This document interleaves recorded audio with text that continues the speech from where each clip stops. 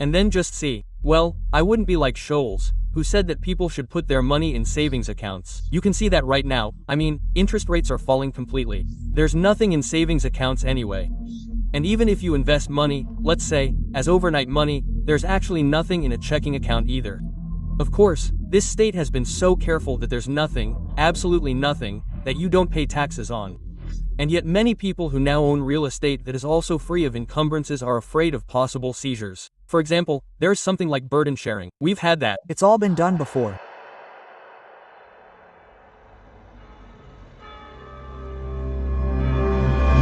You know Dita Bohlen as a successful pop titan and DSDS Shiri member. Today we managed to conduct an exclusive uncut interview with Dieter, and we're looking at what fears and worries he has, how he sees the economic situation in Germany and Europe, and how he has prepared himself personally for the current crisis. And I can promise you one thing, you'll never have heard Dieter so privately.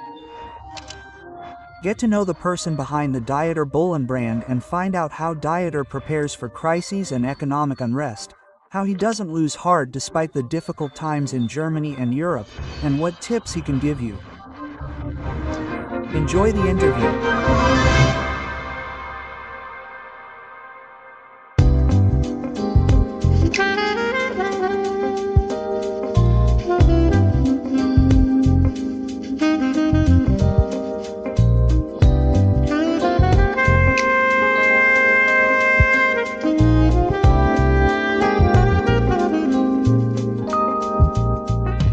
Yes, guys, it's going to be really exciting. After almost 2 years of Ben Solutions, we've of course also made it into the public eye. Many wealthy people, many celebrities are discovering us, approaching us, and of course want to protect their assets in times of crisis. Especially people with a lot of wealth or a lot of real estate, they have an even bigger problem.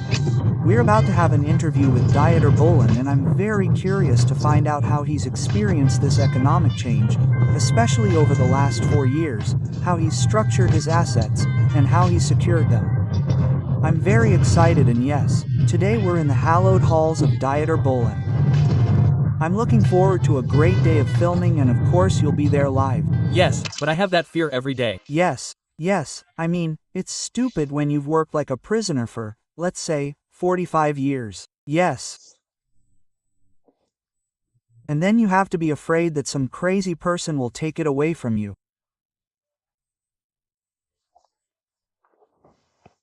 Yes, I don't think that someone who has saved up for a small single-family home should have to be afraid.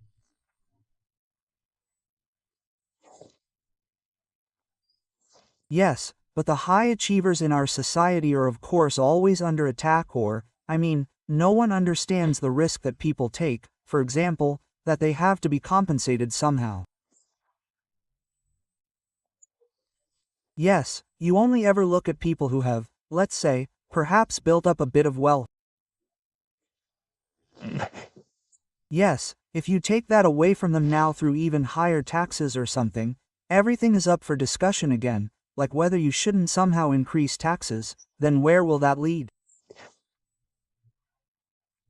I mean, people are all thinking about whether to run away, whether to go abroad. Everyone is basically going to Dubai to see what's going on. Of course, sweat and everything. Yes, because of course everyone is afraid of what's coming. And when you see that the SPD is now once again becoming an opinion leader in the new coalition, and then Klingenwalter is suddenly starting to say, yes, we might have to, and so on, and the best example is that I actually expected that they would actually overturn the solidarity surcharge at some point, and yes, hope dies last. Yes, but then it always takes a yes, then a court, let's say, they then say, no, that's okay, and or it's legal to do that. But I mean, what I mean is, this thing was introduced to revitalize the entire reconstruction of the new federal states.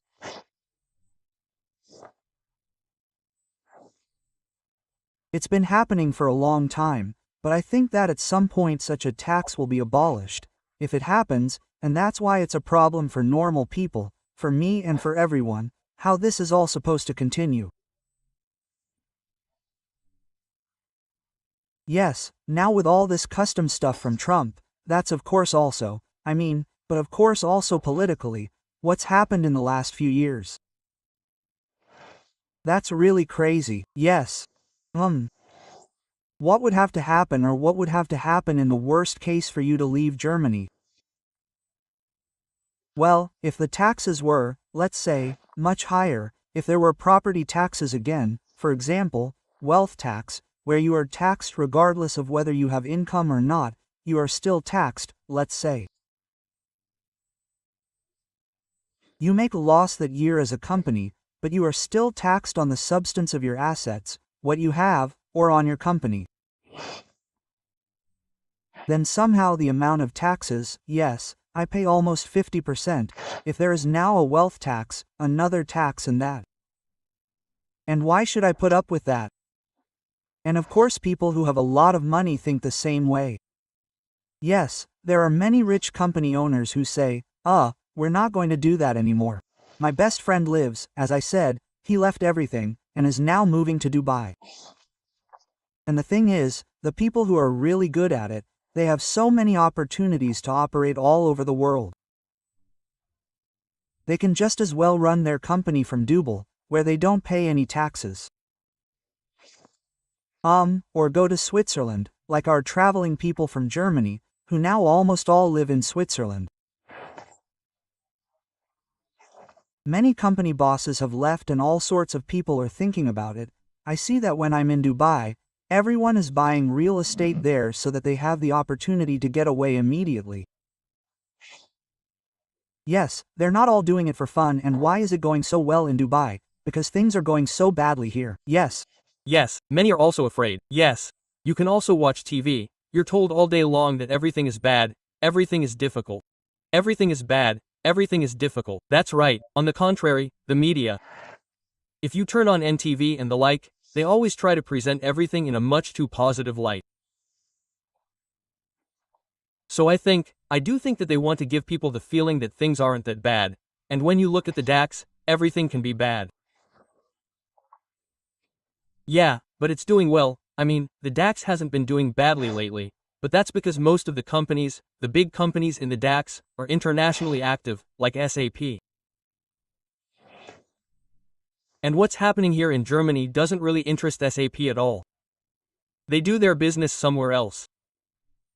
Yeah, and the things that, I think it looks worse, nonsense, that it's worse than it looks. Yeah. Here you also have, I'm a bit of a cosmopolitan who kind of freaks around here and looks at all the countries.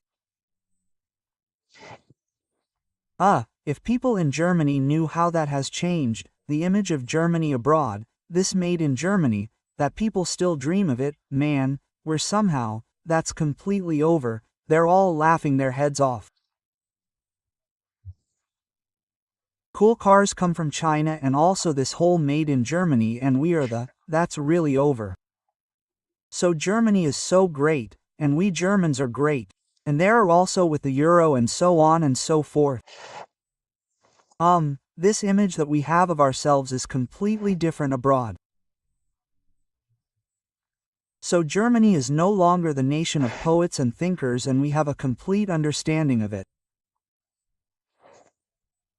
On the contrary, I think that in recent years we have messed up a lot, also with politicians, simply because 4 years ago it was still like this. We had good relations with Russia, I have to say. That was simply the case. We had good relations with Russia, we had good relations with China, we have good relations with America. What is it now? We no longer have any relations with Russia at all. We insult them from morning to night, and rightly so in some cases. Sure, we have a shitty relationship with China, because there was a great foreign minister who told Ski how to do all this with the augurs and all that. Yeah, ridiculous. And our relationship with the USA is a disaster. Yeah, who do we even want to do business with anymore? Helgoland and Legoland and Kaufland or what? Nope, everything's up, so to speak, like that. And that's how it is. When you travel to these countries, you think, oh, that's not it. And everyone in Germany claims that everything is still paradise here. Yeah, it's not paradise. Yeah, on the subject of decisions or maybe even wrong decisions, we're sitting here, you can see it everywhere, all the records. You've accompanied an incredible number of careers and many have failed along the way or gone bankrupt. What do you think is the reason why some people fail? It's the same for everyone. It's overestimation and pride comes before a fall. That's an old German saying. Yeah, people always think that things will continue like this. So when things are going great, they don't think that it's just a momentum gain, that things are going well at the moment. I'm holding on to the money now. I buy perfume or whatever, and I buy a gold Rolex. I hardly buy a cool sports car, I hardly buy a Porsche. Then comes the first tax payment, then comes a refund, an advance payment, wise. Yeah. And the arrogance and in complete misjudgment too. Yeah, so success can change from one second to the next. Normally it's just like that. Success is the exception and not the rule, and you always have to put your whole thing on different legs. Yeah. And you can't count on the fact that if you have a hit, for example, that the next number will also be a hit. They say that, hit one, is something, so most people have a hit every now and then and you have to take advantage of that. So there are people who have lived their lives well with one hit, yes, they have done everything right. There are people who had 10 hits and then blew it all, yes. Of course that's also the case in my business. They start with drugs, they start with alcohol. The pressure is of course incredibly high, but let's say, the pressure on someone who buys a property and gets into debt, let's say, for life, the pressure is also incredibly high. Yes, and that's why you have to think about it really carefully. What advice would you give to people who are listening right now and say, I'm currently successful, I'm currently in the old-time high of my life? What advice would you give to someone like that? Yes, make sure that what you earn right now, let's say, lasts in the long term. Yes. And I live in permanent worst-case scenarios, which means that I'm always thinking about what will happen if this and that, goes badly. Yes, and, yes, I mean, you always have to keep that in mind. And I also, let's say, prepare my life in such a way that if, of course, if everything turns out to be crap, then I'll be gone in 6 hours. Yes. Yes, just a little reminder for the listeners. So, if you're interested in the topic of asset protection and real estate protection, we have a joint live webinar with Bohlen. You can register via the link and, yes, it's going to be very, very exciting. Above all, we'll also go into tips and solutions on how you can protect your assets. Dyer, you just said, new hit, new projects. Are there any things you're currently working on? Yes, I'm always working on things, but at the moment, I'm just a human being. Things simply have to be worthwhile for me. And if I simply see that this is an interesting topic for me, but it's not worth it at all, then I don't know. Yeah, so this thing where I do something just for the sake of it, that's where I'm at, to be honest. Yeah, I don't enjoy anything that's not somehow connected to success. Yeah, and that's why I'm now concentrating more on real estate, stocks, bonds, investments and so on. That seems a bit more exciting to me than, let's say, sitting in the studio for days, months, years, like I used to, but in the end hardly earning anything. That's what this thing is for me. And that's why I went on TV 23 years ago, let's say, because I simply wanted to have different legs. I've done a lot of different things. I wrote one of the most successful books with over 1 million sales. Then I wrote 2 other books, which unfortunately weren't as successful. For example, I wrote one about success and people were incredibly disappointed that it didn't say, look, you turn the lever, do this, and then you'll be super rich in 3 minutes. I have to disappoint people, that's not how it works. Yes, that's a thing where you have to work like a pro. You really have to do something. You have to see what you know about and blah blah blah. That's the path you have to take. And, what did you ask me? So, you need a positive mindset. Tell us again, what does dieter Bohlen do as a morning routine to have a positive mindset, especially in times of crisis? Yes, sports. So sports are for you at the moment when, let's say, I get up and do sports and whether I don't have that anymore, where you wake up and think, I don't want to or I can't or whatever. You do sports, you look in the mirror, you think, whatever, or you say, crap, your biceps still haven't grown. Yeah, but you try everything in sports too.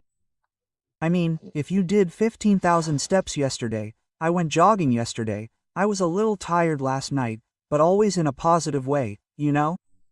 Like, wow, I accomplished something. It's always a nice feeling when you're doing something sporty, when you haven't managed to get anything else done. The least you've done is your sports routine. You can live a healthy life, you know. When you wake up in the morning, you've been drinking, then you have a headache. How can you have an idea of that? Or, well, you have to eat a bit healthily. It all comes together. Yeah, and then you feel good. Good family, good girlfriend, very nice, and stuff like that. Dyer, thank you very much for your time, for the interview. Yes, people should free themselves from a toxic environment. A woman who always complains, friends who just always say, man, you suck or who knows what. Get rid of all the toxic stuff. I can only agree with that 100%. So, thank you very much for the interview and just a little reminder. Feel free to sign up for the live webinar with Dieter Bohlen on the topic of asset protection, real estate protection. I look forward to you joining me. Thank you very much.